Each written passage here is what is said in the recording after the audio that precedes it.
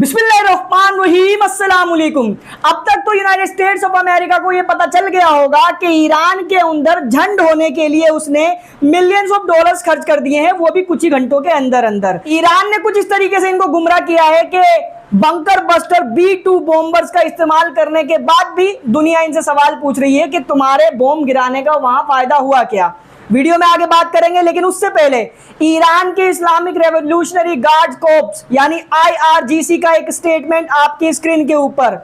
IRGC ने America को सीधे मैसेज दिया है कि जिस जगह से तुम्हारे सारे जहाजों ने टेक ऑफ किया था, यानी जहां से तुम्हारे फाइटर जेट्स ने उड़ान भरी थी ईरान के ऊपर हमला करने के लिए, उसके बारे में हमें पता लग चुका है। और रीजन के अंदर जो तुम्हारे बेसिस हैं, उसका मतलब ये नहीं कि तुम ताकतवर हो, बेसिस का होने का मतलब तुम्हारी कमजोरी भी है।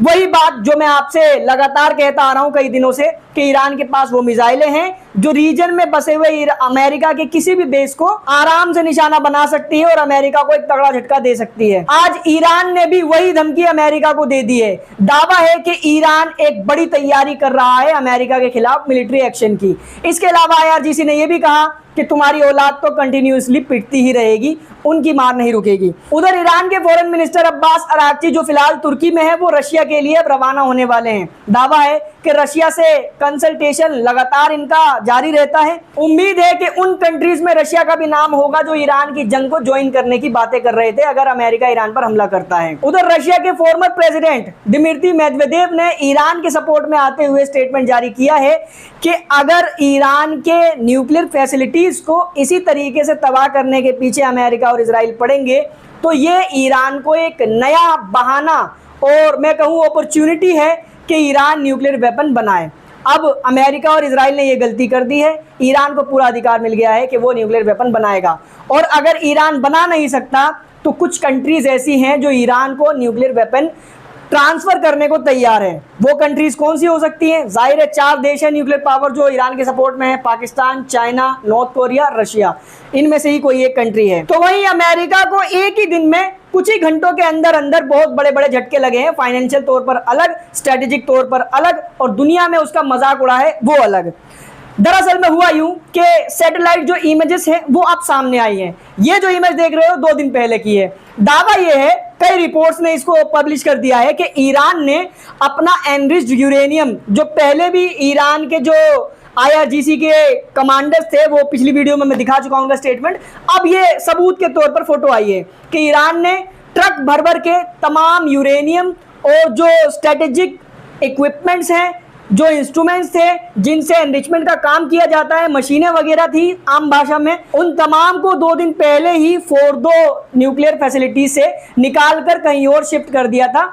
इमेजेस ये बता रही हैं, कई सारे ट्रक्स आप देख सकते हो, फुल स्क्रीन पर आपकी इमेज मौजूद है। तो इसका मतलब क्या हुआ?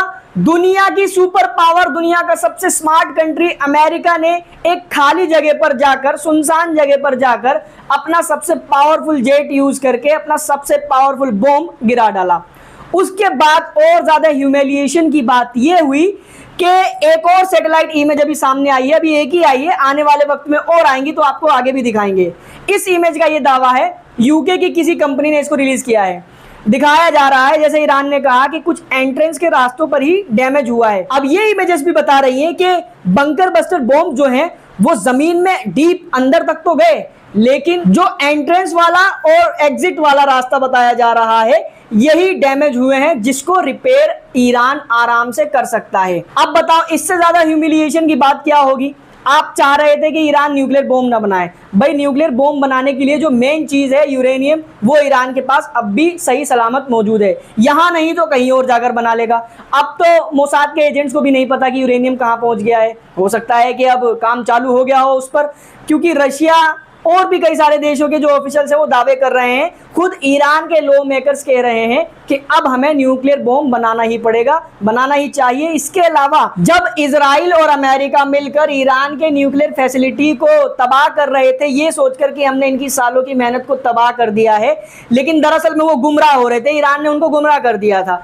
उसी वक्त में जब ईरान ने जवाब दिया तो इजराइल के अंदर, इजराइल के कई सालों की मेहनत, इजराइल का top secret biological weapon centre को ईरान ने तबाह कर दिया। ये बिल्डिंग जो आप देख रहे हो कोई आम बिल्डिंग नहीं थी, बल्कि इजराइल के आतंक का वो अड्डा था जहां पर बायोलॉजिकल और केमिकल वेपन्स को बनाया जाता था।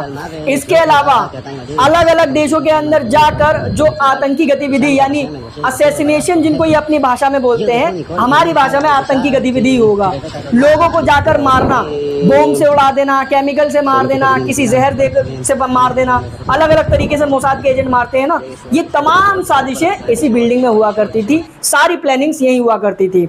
सालों की मेहनत बताया जा रहा है यहाँ पर इनकी मौजूद थी। ईरान ने एक झटके में उसको खत्म कर दिया है। इसके अलावा ट्रंप को एक और बड़ा झटका ये लगा है कि अमेरिका की आवाम ही ट्रंप के खिलाफ हो गई है, ट्रंप के खिलाफ सड़कों पर उतर चुकी है, ट्रंप के खिलाफ नारे लगा रही है, क्योंकि इन्होंने वादा किया था कि मैं सत्ता में आऊंगा तो जंग रोक दूंगा, लेकिन ये जंग बढ़ाने पर तुल चुके हैं।